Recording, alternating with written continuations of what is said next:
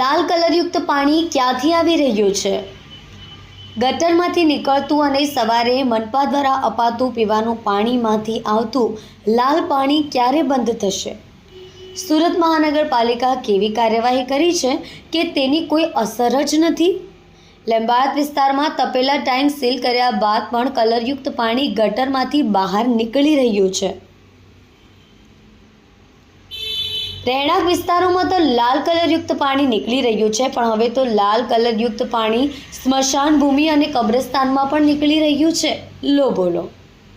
કબ્રસ્તાનમાં લાલ કલરયુક્ત પાણી નીકળતા મુસ્લિમ સમાજમાં ભારે રોષ જોવા મળ્યો. સુરત મહાનગરપાલિકા દ્વારા તપેલા ટાંકો સીલ કરાય છે, તો આ લાલ કલરયુક્ત પાણી ક્યાંથી આવી રહ્યું છે? લિંબાયત ઝોનના અધિકારીઓની મિલીભગતથી કેટલાક ગેરકાયદેસર તપેલા ટાંકો લિંબાયત વિસ્તારમાં ધમધમતા થયા.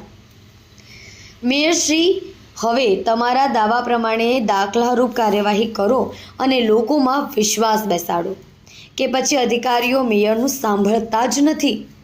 લાલ કલરયુક્ત ગટરમાંથી નીકળતું પાણી લિંબાયત ઝોન દ્વારા બંધ નહીં કરવામાં આવે તો મુસ્લિમ સમાજના આગેવાનો અને રહીશો દ્વારા ઉગ્ર વિરોધ કરવામાં આવશે.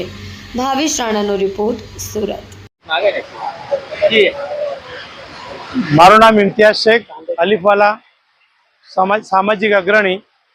આજે અમે અહીંયા એકત્રિત થયા હતા લિંબાયત મુસ્લિમ કબ્રસ્તાન ગોવિંદનગર ખાતે, અને અમે ત્યાં જોયું કે અમારું જે વજૂખાનું છે ત્યાં વજૂખાનુંમાં અને કબ્રસ્તાનના બહાર એક ગટર ઉભરાઈ રહી છે.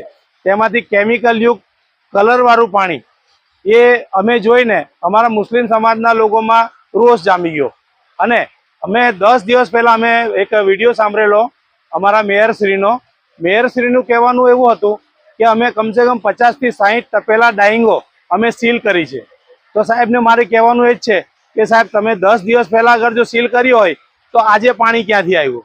એનો મતલબ છે કે લિંબાયત ઝોનના અધિકારીઓ અને તપેલા ડાઈંગ જે મોટા મોટા માથાઓ છે એ લોકોના મેરાપીપણામાં હજુ પણ ડાઈંગો ચાલુ છે, અને એ ડાઈંગનું પાણી આજે લિંબાયત મુસ્લિમ કબ્રસ્તાનમાં અને ગોવિંદનગર ખાતે જે સ્મશાન ભૂમિ છે એમાં ફરી વળ્યા છે. હવે અમારે સાહેબને કહેવાનું અને લિંબાયત ઝોનના અધિકારીઓને અમારે એક જ વસ્તુ કહેવી છે કે અગર આનો નિકાલ 2 દિવસમાં ન થયો તો અમે સ્વયંભૂ જેટલી પબ્લિક છે એ આવીને લિંબાયત ઝોન પર અમે હલ્લા બોલ કરીશું. એ અમારી ચીમકી છે.